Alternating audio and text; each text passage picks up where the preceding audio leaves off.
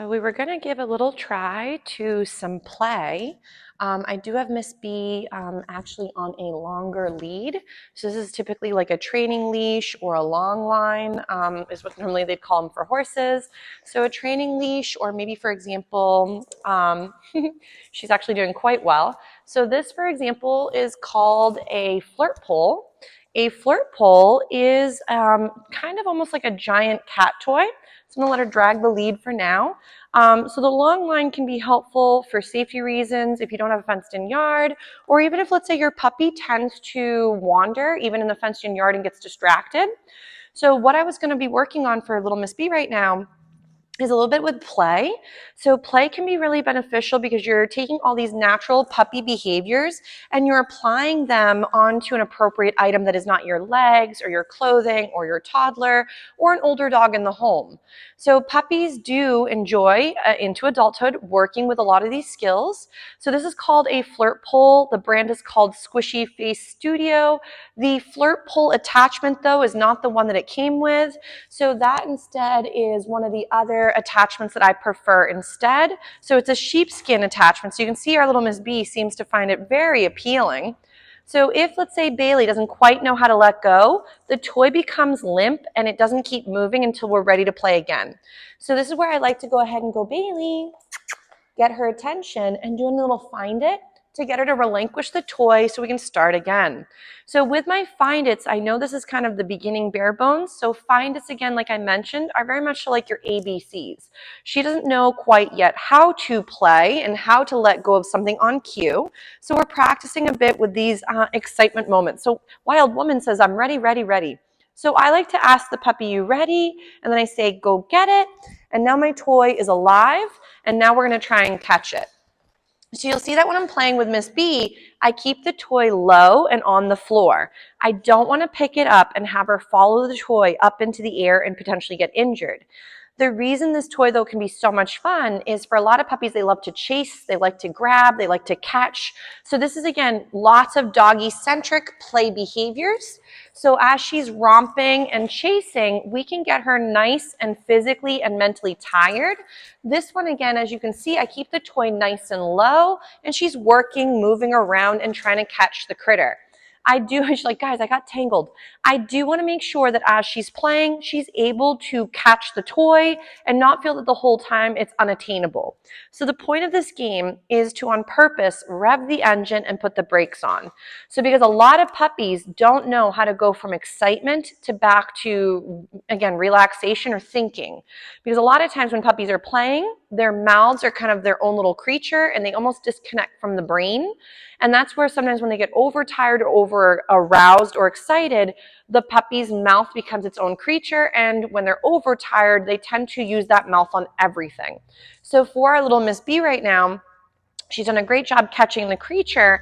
If, let's say, the long line is kind of a little bit tricky, I also will do this off lead. But remember, if your puppy has no recall, if for safety reasons they could get away from you, I do recommend to have a long line that they can either drag or you can hold on one end, and then you could have the puppy chase the toy around. So as she's playing, again, this toy is not a tuggy, so I don't recommend little humans to use it, because if a small child were using this toy and the puppy's pulling and the little one were to let go of the pole could hit the puppy. Or, for example, if the puppy lets go of the toy, it can ricochet and then hit the other person at the other end of the toy in the face or somewhere uncomfortable. So I would recommend to, when you're playing this game, have it be in an environment where there's enough space to do so. So inside is not your greatest option unless you have a very small flirt pole.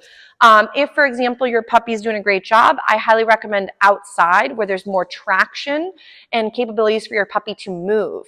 But a flirt pole, again, just like I mentioned with playing fetch or high intensity kind of games, you'd want to only do this for a few minutes at a time, gauge your puppy's abilities from going on and off, but also make sure that your puppy is not exerting themselves too heavily. Since her body is still growing and developing, we want to make sure that she's not going too fast or at times taking very big sharp corners or is leaping into the air, which is also why I keep the toy low. So obviously, since we're in an enclosed environment, I'm going to take the long lead off, or the training leash off, for a moment and let her just be able to frolic and not worry about where the long line's going. So you see she's doing very natural dog behavior, which would be to catch the creature and then to make it wiggle and try to sort of make it stop moving, if that makes sense. So dogs will do very natural behaviors, which in times do sort of fluster us as people. But we want to make sure that when we are playing with them, that again, these dog-centric skills are allowed to come out. So if she's very wiggly, very jumpy, I wait for a little check-in or a settle. This doesn't have to be a sit, but I like my puppy to look to me and be like, hey, I'd like to play again. And then for doing such a great job, I'd say ready, and then go get it. And now my toy is alive and we can go play with it again. So this way, we're practicing the on-off switch or the revving and slowing down. And she's like, hold on, lady, I noticed there's some of my crumbs. So as she goes and takes a little break, I might see if I can get that little settle again. So we might get that little sit. And I might say, what a good girl, and then go get it. So again, my toy has this ability to go on and off. So you can see again, toy stays low. I want to make sure she does get the chance to catch it, which makes her very happy. And then we could do this a few little, reps and then give her a little break. So we want to make sure that we're not overdoing it with puppies, since it takes them about 1.5 to 2 years to be fully done growing. So their bones, their ligaments, their joints, and their brains. So if you're finding that we're rushing and we're doing a lot of physical activity, we might be causing more harm than good, or getting the puppy to think the only way to function is to be wild 24/7. So let's say she won't let go of the toy, or she's having the greatest day with it. I'm going to just keep the toy low. I might even walk down the rope so she can't wander further away with it. And then I go, Bailey, ready? Find it. And we go into a nice little find it. When she's busy searching for the crumbs, I then pick up my toy, let her take the chance to find all those little crumbs. And then from there, I might get her attention. Bailey, ready? And we get a little sit if we can. If she's a bit of a wiggly worm, I'm just going to ignore. I'm going to wait for her to settle. And even settling on all 4 feet and not jumping on me is what I'm looking for. So I'd say, you ready? Go get it. And now my toy is alive and we can go chase the critter and try to go catch him. She's doing a real nice job. She's like, that was a speed chase right there. So again, she's running. Nice job, Miss B. And again, the toy is a little tiring. So I want to make sure not to do this for too long.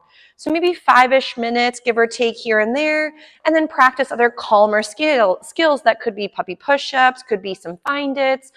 She could do a little bit of loose leash walking, but a lot of times after getting really jazzed, you want to be able to come in and out of sort of just instinctual or physical wiggly into checking in and using some of those skill sets, which could be, again, those puppy push-ups or another skill. So I'm going to walk down the lead so she can't wander further away. And even though the tuggy is being sort of pulled on right now, it's again not really a tug toy. She could definitely do some tugging this way. This way, if it ricochets, it's not going to bonk into you. But now she can get nice and tired, technically playing sort of tug all by her lonesome. So definitely rotate through your play options. So if fetching is something she likes to do, as I mentioned earlier, just make sure it's safe fetching and not too extreme. And so this will get her nice and winded, but it gives her that mouthing outlet onto a healthy thing, which again is not you or another critter or something in your household that you really would rather have her not be playing with. So she's doing a great job. So I'm going to go, Bailey, ready? Find it. And we'll see if she does a little check-in with the food. If, again, she's having a hard time, just take your time with her. Don't rush it. Don't try to swipe it from her, rip it out of her mouth. We don't want her to think that me coming nearby, again, is the end of fun, or that me coming nearby always equals that I take the thing away. So if, let's say, now she's ready for another little round, we'll do one more little rep, and then we'll give her a break. She says, boy, am I winded. So we might, again, say, you ready? You ready? And then go get it. And now my toy is alive, and she's got to go chase that critter and go catch him. She's like, lady, I almost had it. So you'll see she's getting a little tired, so I don't want to make this too hard for her. Nice. But you'll see, again, keep the toy nice and low. Good catch there, Miss B. She's like, I caught this darn sheepy skin. So, but you can see that play can be a wonderful way to expend energy, but also practice. One of my puppies is in love with the Flirt pole. So for him, we use the Flirt pole a lot of times as a reinforcement for other skills we're trying to build up on. So for him, he normally tends to get really excited about new dogs or people. So while we're out practicing, we'll sometimes do play as a reinforcement for ignoring or disengaging from the thing, so people or dogs.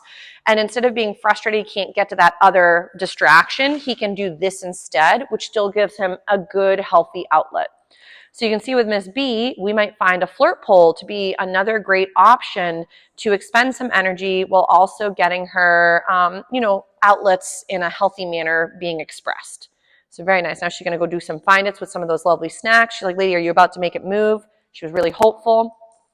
But you can see she does really love the sheepskin attachment. So when it comes to your beauties, when you are all done, I normally say all done. Let them know there's an end to the game, and you might want to pick finished, all set. Again, for me, all done or finished are typically the ones I'd pick. You can then go right into a little find it, and then we can give her a little break by putting the toy away and using it at another time. So definitely working in and out of that can be really, really nice. So now she's going to go find her little crumbs, and then we'll go ahead and we'll give her another little break. She did a great job with the Flirt pole.